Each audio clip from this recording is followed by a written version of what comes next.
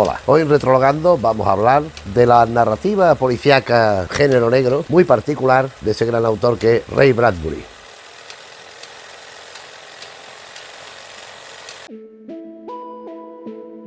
Ray Bradbury, hablamos ya en el canal hace poco, relativamente, sobre su teatro. Un teatro, bueno, pues que no es el teatro más novedoso y que más aporte al universo dramático del teatro actual, pero de luego sí que tiene aportaciones interesantes y de luego no es un teatro para desmerecer.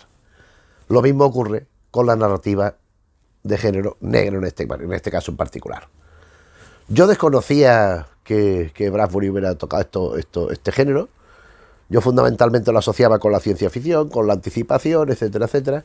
Siempre de una perspectiva particular, muy original. Y de pronto pues me encontré en determinados libros de relatos, aquí me he traído 3, podría haber traído 8, donde aparecen pues determinados cuentos de género policíaco. En Las doradas manzanas del sol, por ejemplo, pues tenemos relatos como El asesino, es un relato, un cuento policíaco de género negro. El gran juego blanco y negro, bueno, por ahí. Después aquí tenemos Siempre nos quedará París, que esto es uno de sus últimos libros de relatos recopilados en vida, donde aquí encontramos, vamos a ver cuál es, El asesinato, otro también de género negro. Es que hay más, pero tampoco recuerdo con exactitud, pero sencillamente por decir que hay algunos, ¿no? Y Conduciendo a ciegas, que aquí hay varios, aquí hay por lo menos 3, que yo recuerde. Y ya digo, podríamos traer más, ¿eh? Si matan a la Metro Goldwyn Mayer, ¿quién se queda con el león? El robo del siglo. ¿Te acuerdas de mí? Un poco. Conduciendo a ciegas también tiene algo que ver. Y también algo que ver con algo que hablamos a propósito del teatro. Y aparte de estos además de estos que están incluidos en libros independientes, en libros colectivos, libros pues de distintas temáticas, porque los relatos pues cada uno pues hay de género costumbrista, hay de género de anticipación, hay de policíaco, hay de terror. Pero aquí tenemos el primero, Memoria de Crímenes, que este es un libro que recopiló los relatos que él había ido publicando en Black Mask, que era la revista por excelencia del género negro, entre los años 30 y 40, sobre todo 40. Entonces aquí vienen pues 2, 4, 6, 8, 10, 12, 15 relatos recogidos solo sobre este género. Yo aquí, El pequeño asesino, me parece un relato muy interesante, porque es un bebé. Es la posibilidad de un bebé de ir absorbiendo tanto que va matando, ¿no? Muere un hombre cuidadoso, que en fin, es que me quema. Asesinato en miniatura también está bastante. Que es un individuo, que es un enano, sobre un enano. Funeral cuádruple, La larga noche, Circo de cadáveres, también me gustó mucho. El largo camino de regreso, que también estaba por ahí. Funeral por los vivos, No soy tan tonto, La señora del baúl, Ayer vivía, Los muertos no se levantan, que es uno de sus relatos policíacos más conocidos. Y La calavera de azúcar. A mí La calavera de azúcar me interesó mucho. Es un cuento ambientado en México y que a mí me recordó bastante al estilo de Hemingway, por ejemplo. Y después, en época más reciente, han publicado Los muertos no resucitan y otros relatos policíacos, donde, aparte de esto, de esta época, o sea, aquí recogen algunos de los que están en el otro libro, mi anterior, este de Memoria de Crímenes. Esta edición es de 1986, lo cual quiere decirse que ha llovido. Y esta otra, de Los muertos no resucitan, es de 2021. De manera que... Y aquí, aparte de que allí hay un prólogo, que aquí está de epílogo, Hammett Chandler, ¿qué importa? Introducción a Memory of Murder, que es aquella, es donde realmente pues el propio Ray Bradbury pues reconoce su deuda, sobre todo lectora, con Hammett, con Chandler, con Ross MacDonald y con otra serie de autores, que él de alguna forma intenta integrar en su universo creativo literario. Bueno, sí, evidentemente hay una influencia, porque es que son fuentes imprescindibles para conocer lo que es el género a partir del género detectivesco de enigma de toda la vida. La evolución que produce, sobre todo Hammett y después Chandler, pues esto Ray Bradbury lo asume, pertenece a la misma generación prácticamente, y bueno, pues de ahí esa atracción para hacer estos relatos, que aquí hay algunos que coinciden allí con aquellos de allí, La dama del baúl, los muertos no resucitan, tal, pero después vienen otros de tiempo posterior. Incluido, y aquí me parece, esto sí que me parece muy notable, el pequeño asesino, por ejemplo, de aquí, pero aquí hay uno que me parece muy relevante, que es Donde todo acaba. Este relato lo escribió en época temprana, bueno, la época temprana, no se sabe exactamente cuándo, no está fechado, pero permanecía inédito. Y se publicó hace en 2010, con ocasión de la publicación en un solo volumen de lo que vamos a ver a continuación, del ómnibus de Elmo Crumley. Porque resulta que, ahora lo retomaremos, aquí tengo la trilogía de Elmo Crumley, La muerte es un asunto solitario. Aquí tenemos los 3 libros que conforman la trilogía de Elmo Crumley. Estas son ediciones recientes y esta es la edición pues, que salió en su momento. Entonces tenemos La muerte es un asunto solitario, que es la primera, Cementerio para lunáticos y Matemos todos a Constance. Ya iremos viendo cada uno, pero La muerte es un asunto solitario se inicia con que hay un narrador que no tiene nombre, que va en Venice, en una zona de California, y va pues como un río que hay por allí, está en zona del mar, entonces hay como una pequeña marisma que entra, donde han ido a parar piezas de un circo en ruina, ya en desuso y tal. Y hay jaulas y de un circo y de un parque de atracciones, porque también hay cosas de una noria, de una montaña rusa, no sé qué. Y va andando por allí y ve entre los barrotes de una jaula que había en el agua que hay un tipo. Ese es el arranque de la novela que ahora nos dedicaremos, pero es que en Donde todo acaba es justamente lo mismo. Es un asesino que va cargando su gente y poniéndola, transcurre en un lugar igual. Hay un personaje protagonista que tiene cierto paralelismo con el que veremos, con el narrador de las 3 novelas, aunque aquí sí que tiene nombre, y después hay una acompañante femenina. Y él va resolviendo el caso de las distintas muertes que se van produciendo, aunque el desenlace no tiene nada que ver con lo que sigue. Pero Donde todo acaba es el relato germinal, es el primero que escribió sobre este asunto, que después extendió en la novela, que pensaba ser una novela aislada, pero que después tuvo continuidad en las otras 2. Y ya nos dedicamos a las 3 novelas, que en mi opinión es lo realmente esencial, lo realmente más importante. Ya digo, 2 en ediciones recientes que están en el mercado ahora mismo disponibles, la otra algo menos, la última, pero saldrá, me imagino. Estos son 3 novelas de asesinatos, de novela negra, sobre todo la primera, donde hay un narrador que no tiene nombre, un narrador anónimo, del que sabemos ciertas cosas que nos hacen asociarlo con el propio Ray Bradbury. Vamos, de hecho, muchas de sus experiencias que personales aparecen reflejadas en las novelas. Por ejemplo, su amistad con Ray Harryhausen, por ejemplo, al que convierte la segunda en un personaje, o, por ejemplo, la referencia a las crónicas marcianas y también a Fahrenheit 451. Hay referencias constantes porque él es un escritor, en principio de novela, después será de guiones, que, pues que al que llaman el hombre de Marte, el hombre que habla de Marte, de las cosas de Marte y tal y cual. En referencia no explícita, pero a crónicas marcianas. Y después también a otro que, ¿te imaginas que gente se dedicara a quemar libros? ¿Eso para qué serviría? Tal. Fahrenheit 451. Eso a lo largo de la acción. Entonces hay un fuerte ingrediente de contenido autobiográfico, en tanto él conocía, pues por su trabajo, primero, insisto, como novelista, después como guionista, cuando hizo los guiones de películas tan importantes como Moby Dick o muchas otras que alguna mencionaremos. Entonces esto él fue absorbiendo. Yo siempre he dicho que Ray Bradbury es un hombre que es muy esponja. Él absorbe. Él ha sabido muy bien manejar los géneros y renovarlo a partir de tradición, a partir de influencias que él ha recibido y de su propio talento natural, claro, como es lógico. Y esto es lo que sucede aquí. Porque estos sí que son novelas, ya digo, donde hay una serie de asesinatos, donde hay una investigación, donde hay tal. Hay un policía que es Elmo Crumley, que es el que da título oficioso, porque no hay trilogía de Elmo Crumley, no, pero oficiosamente la denominan así.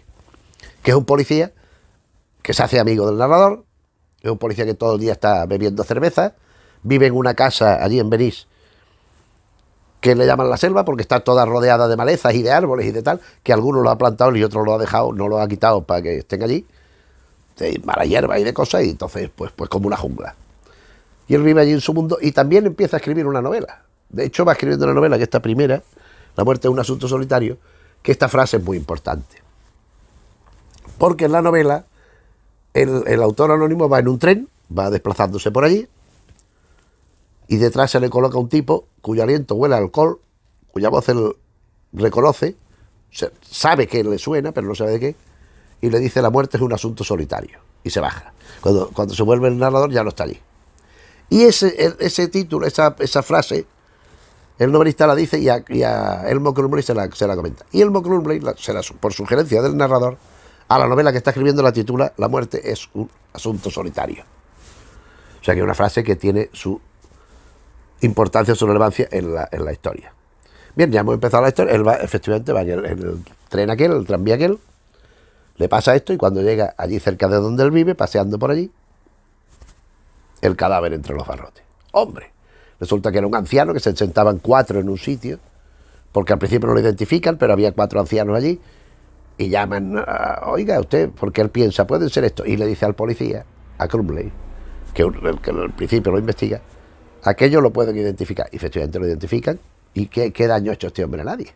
Bueno, entonces la cuestión es que alrededor del crimen y de su peripecia, porque no solo pasan cosas del crimen, van conociendo ese personaje.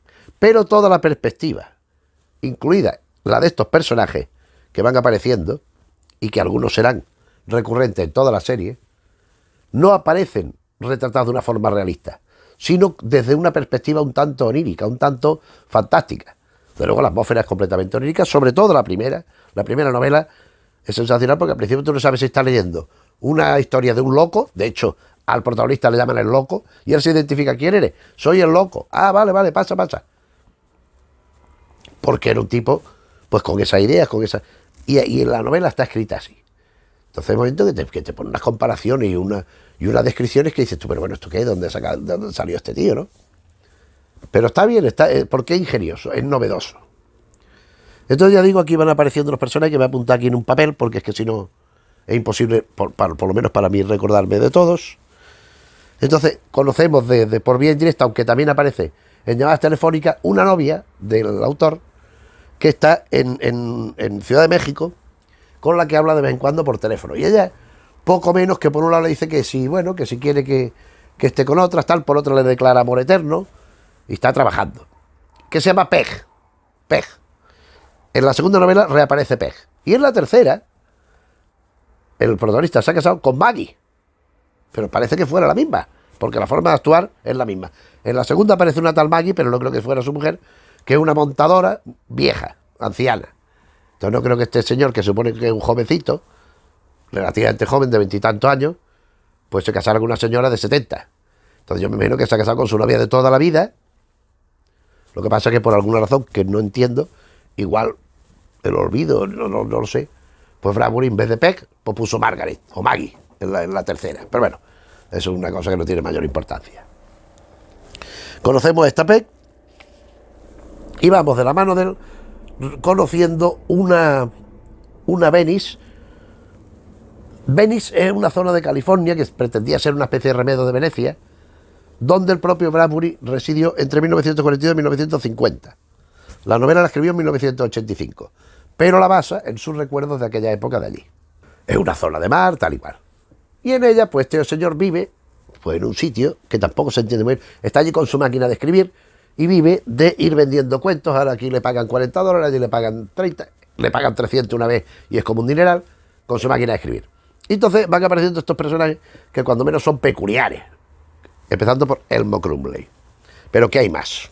Pasa este asesinato, empieza a investigar, y con la complicidad del policía, él desarrolla pues una línea de investigación y va a un edificio donde vive una amiga suya llamada Fanny Floriana.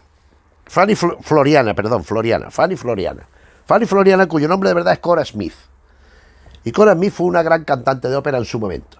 Y ahora vive recluida allí porque se dedica nada más que a comer, por ejemplo, mayonesa, un bote de mayonesa a cucharadas, chocolate, y es un monstruo, un vallenato, es un cetáceo. Entonces, es grande, mide unos 90 o no sé cuánto, y pesa como 200 kilos, y entonces ella no puede ni dormir en la cama. Tiene una cama pero ella duerme en una butaca. Ella se sienta y nada más que se levanta se tiene que ir a abrir la puerta para ir a coger los alimentos o para ir al cuarto baño.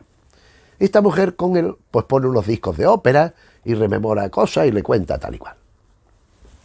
Después también está, bueno, hay varios más, pero hay, por ejemplo, John Wilkes Hopwood, que es un actor que gustaba mucho, era un actor con una especie de Rolf Flynn, por así decirlo, o de Rock Hudson, no sé.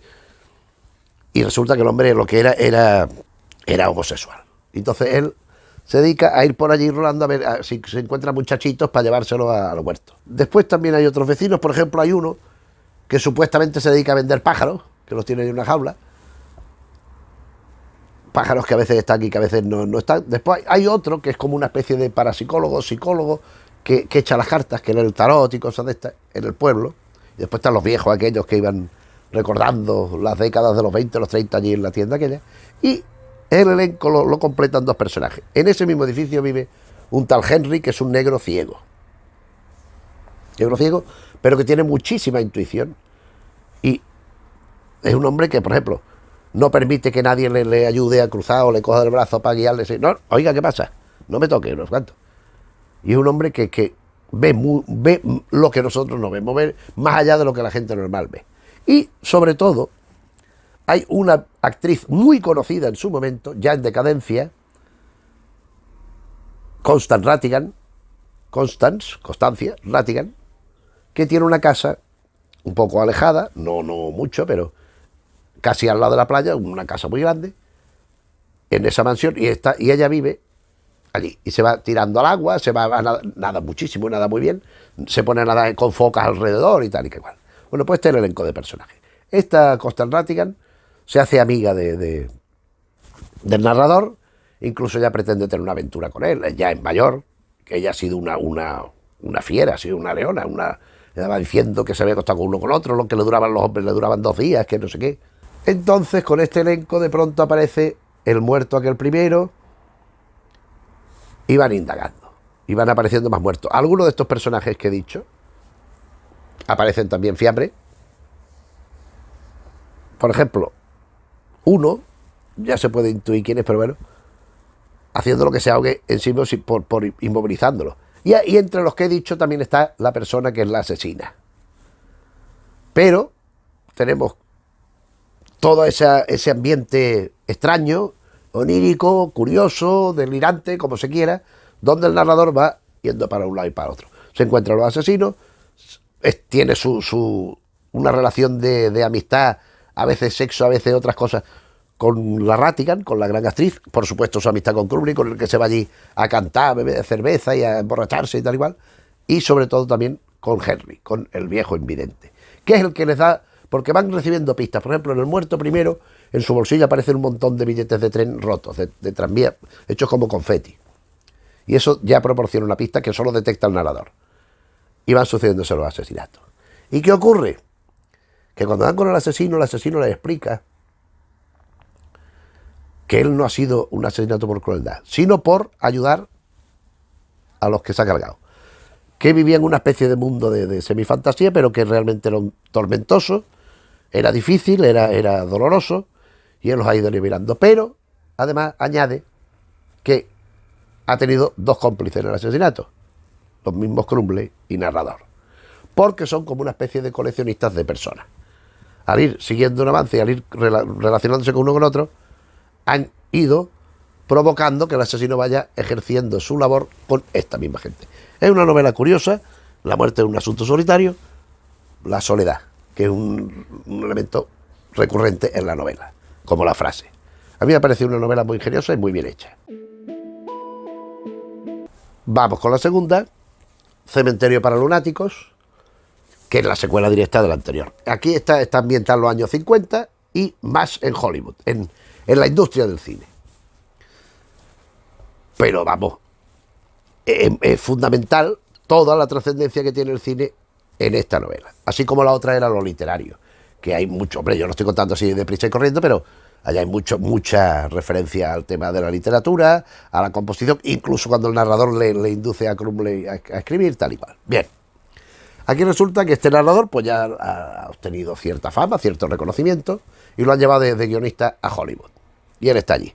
Entonces resulta que Hollywood, pues hay unos estudios que ocupan unos espacios y pared con pared hay un cementerio. O sea, terminan los estudios, hay una pared y justamente a partir de la pared hay un cementerio. Que es ese cementerio para lunáticos que se anticipa desde el título.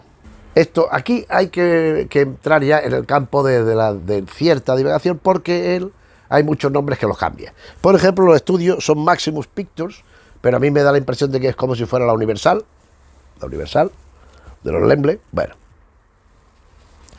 Y el narrador anónimo trabaja con un gran amigo suyo, Roy Holstrom. ¿Quién es Roy Holstrom? Pues es un amigo desde jovencito del autor y a su vez es un animador en stop motion, que era justamente lo que aquí en la dedicatoria vemos toda esta fila. Y a los muertos, Ruben Mamoulian, George Cukor, John Huston, Bill Skahl, Fritz Lang, James Wong Howe, que todo esto aparecen de alguna manera, y a Ray Harryhausen por razones obvias. Porque este Roy Holstrom es Ray Harryhausen. Es un individuo que crea esas ficciones, que crea esos muñecos que se van moviendo en escena gracias a esa técnica fílmica de ir fotografiando y después dándole movimiento. Y es uno de los personajes claves de la novela. Después también aparece otro, Fritz Wong, que Fritz Wong sería una mezcla de Fritz Lang, es que los mismos que pone aquí, es que claro, James Wong, y también yo creo que Von Stroheim, porque él va llevando un monóculo, y el que del monóculo era Von Stroheim, como todos sabemos. Estos son personajes que van apareciendo y que van teniendo mucha importancia, porque resulta que al narrador es que no tiene nombre, entonces que sigue teniendo sus llamadas telefónicas con Peck, que no sé qué, sigue frecuentando a Constant Rattigan, sigue teniendo sus conversaciones con su amigo Elmo Crumley, al que tratan menos es a Henry, al negro ciego. Pero bueno, reaparecerá. Y también hay otro personaje, que es que lo voy viendo según el orden que me lo he apuntado por algo, que es Clarence, que es un individuo que se dedica a ir a la caza de autógrafos. Es un hombre que toda su vida se ha dedicado a deambular por allí y parece ser, que de hecho lo reconoce en la novela, que el propio Ray Bradbury hizo eso en su momento. Iba por allí, veía famosos y les pedía que firmaran, se hacía fotos que no eran como las de ahora, claro, de móvil y tal. Y todo lo conserva. Entonces su casa es como un inmenso museo lleno de firmas, de dedicatorias, de fotos, de dibujos, de caricaturas y de todo esto que ha ido recogiendo a lo largo de toda su vida. Este personaje tendrá problemas también en la novela, como casi todos los que aparecen. Porque de pronto está un día allí el narrador, paseando por allí, porque hay un tal Manny, que me imagino yo que es un alter ego de Carl Laemmle, se llama Manny Lieber, que es un déspota, pero es un tío que no tiene criterio. Es un tío que de momento dice una cosa y al momento dice la contraria, al momento siguiente, no, esto es una maravilla, y al cabo de un rato es una mierda. En fin, es un tipo bastante voluble. Y es el jefe del estudio. El que manda allí, el productor, tú para acá, tú despedido, tú no sé qué. Y le ha encomendado al narrador que haga una historia muy, muy, muy impactante y tal, y a Roy Holstrom que haga un monstruo que asuste muchísimo. Bien. Va andando por allí por la noche el narrador y ve en la valla del cementerio que hay un tipo que es J.C. Arbuthnot, que era el jefe del estudio antiguo, que fue un tipo que falleció, que tuvo un funeral multitudinario, allá al entierro fueron el ciento de la madre, todo el mundo de Hollywood y de fuera, fue un tipo muy llorado hace ya una serie de años. Y resulta que se lo encuentra allí arriba. ¿Pero qué es esto? ¿Quién está haciendo esto? Van a ver la tumba con Crumley y con Holstrom. Aquí Holstrom al principio releva un poco a Crumley, pero después reaparece Crumley y ven que en la tumba no hay nadie. La tumba está vacía.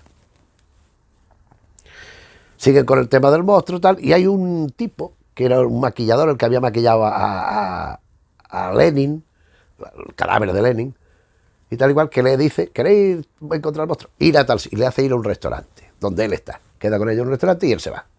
Y al cabo del rato aparece un individuo, al que denominan la bestia, que es un tipo con la cara deformada, con una sonrisa como del hombre que ríe, del hombre sonriente aquel de Víctor Hugo, que hizo en cine Conrad Veidt, antes de esto que estamos contando.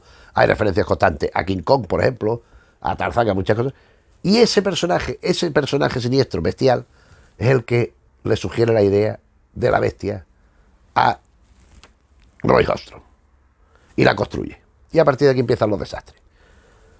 Vuelven al cementerio a ver a veces a indagar sobre el árbol nozaquel y llegan Manny Lieber con lo suyo allí también, empieza a haber follones, los despiden, no, cuando le enseñan, quiero ver la figura que había hecho, y lo llevan al estudio, pensando que van a triunfar. Lo ve, se espanta, no, fuera, despedido, y esto mañana no lo quiero ver aquí. Y cuando van a llevárselo, resulta que el narrador y su amigo, que lo han destruido todos los muñecos, empezando por este. Entonces lo despiden al que hacía los muñecos. Pero al narrador no. Y al narrador lo llevan con este Fritz Wong, que es un director alemán, es el mejor autor alemán vivo, que usa monóculo, que va para acá y para allá, para hacer una película épica sobre Jesucristo y Julio César, que después va evolucionando, gracias a la intervención del personaje, hacia los últimos días de Cristo. Y aparece otro personaje allí llamado JC, Jesucristo, Julio César, una ambivalencia más tendente a Jesucristo, que es un personaje extraño, que se emborracha, que de pronto tiene los estigmas, que de pronto... Y tienen conversaciones, como toda la novela, en esa línea de onirismo, de extrañeza, de particularidad, y van apareciendo muertos, y van apareciendo asesinados, y van apareciendo delitos. Con lo cual, entre otros, aparentemente por lo menos, porque aquí uno de los juegos de esta novela es que los muertos no necesariamente están muertos. No voy a decir más porque no voy a revelar en qué consiste esto, pero el que alguien esté muerto, en teoría y de forma oficial, no implica que de verdad lo esté. Y de hecho hay dos personajes que se consideran muertos. A uno se le ve muerto, al otro ya se murió tiempo atrás, pero fue muy célebre su muerte, y ninguno de los dos está muerto. No vamos a decir quiénes son, porque tampoco vamos a... Sobre todo uno, que es el que encarna a la bestia esa que hemos dicho, ese de la cara extraña, que en cierta manera es el que tenía un submundo en Hollywood, iba haciendo la suya escondido, no de cara a la gente. Y entonces pues ya intervienen en la investigación de forma decisiva Crumley, Henry el ciego y Constant Rattigan, que se movía como pez en el agua, porque este es su ambiente, el ambiente donde ya había vivido y trabajado toda su vida. A mí me parece que es quizá más autobiográfica la anterior. Aquí sí que aparecen todas estas referencias a Marte, a lo que va a los libros y toda la pesca. Y es una novela más enredada que la anterior, pero además hay las historias del cine, las historias que pasan un poco, pues casi que en delirio, junto con el caso policíaco, pero está ahí. Cementerios para lunáticos de 1990, 5 años posterior a la muerte, es un asunto solitario, y llegamos a Matemos todos a Constance, que se publicó en 2002. No sé exactamente cuándo la redactaría, porque aquí ya el giro de la vuelta de la historia ya es completo. Porque esta Constance, como podemos suponer, es la Rattigan, la actriz esta que hemos conocido. Y esta es la protagonista, antagonista de la novela, antagonista de los que conocemos ya. Aquí, por supuesto, el narrador ya ha pasado un cierto tiempo, ya lo he dicho, en la anterior, en el Cementerio para Lunáticos, había una montadora que además conservaba trozos de películas que no se habían exhibido en las versiones comerciales, películas perdidas y olvidadas, como por ejemplo London by Midnight, una de Lon Chaney perdida, muy conocida, por ejemplo, cita más, que se consideran perdidas, y ella tenía copias. Y una mujer que descubre muchas cosas también por muchas intimidades, por esos montajes, esas cintas que la gente tira. Pero claro, una señora mayor, que es la asistente de Fritz Wong, del director. Y entonces aquí está casado con una tal Maggie, como he dicho, que yo creo que es Peck, que por la razón que fuera, pues se ha equivocado. En vez de Peck ha puesto Mag, o Maggie, o yo qué sé qué. Porque es que otra explicación no tiene, porque es que además, incluso la forma de actuar... De hecho, al final hay una coña sobre la novia, porque es que están celebrando que han resuelto el asunto, que bueno, que los estudios van a seguir funcionando, que cada uno tiene su trabajo, tal. Y está la Rattigan esta, que ya digo, en su tiempo fue una devorahombre, y está semidesnuda, indica la descripción. Y aparece Peck, que viene de viaje, de todo. Hombre, qué bien, qué bien. Hombre, ¿qué hace? Este señor, ¿quién es? Este Henry, el ciego, muy bien, el Cromley y tal. Y esa señora semidesnuda, ¿quién es? O sea, ella iba siempre y además, era una mujer muy atractiva y que, a pesar, se supone que tiene alrededor de 60 años, una cosa así, pero de muy buen ver, porque se interesan por ella, entre otros, el mismo narrador. Bien, aquí, todos matemos a Constant, es muy difícil no hacer un mínimo spoiler, que es el que he dicho. Ella es la antagonista, en cierta manera, empiezan a aparecer, o sea, ella le da al protagonista, al narrador siempre sin nombre, le da dos guías dos agendas de teléfono.